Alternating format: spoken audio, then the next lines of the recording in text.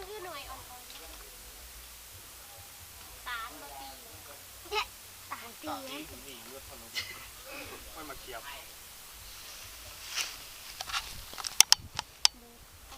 ต้นมันกับที่เบิร์ต้นนี่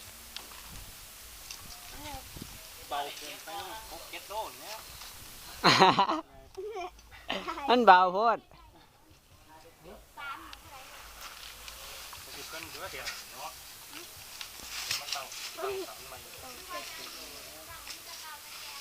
ช่วงป่วยที่ดู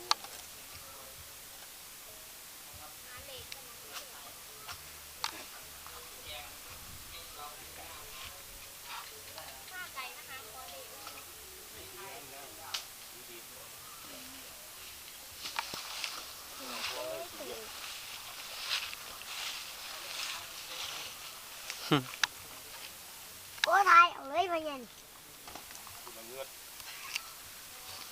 บ่เคยเห็นเนาะเป็นลงคลิปเลยนะ คนลิงเทวดาบางทีเอาพุ่นแพร่กระจายเลย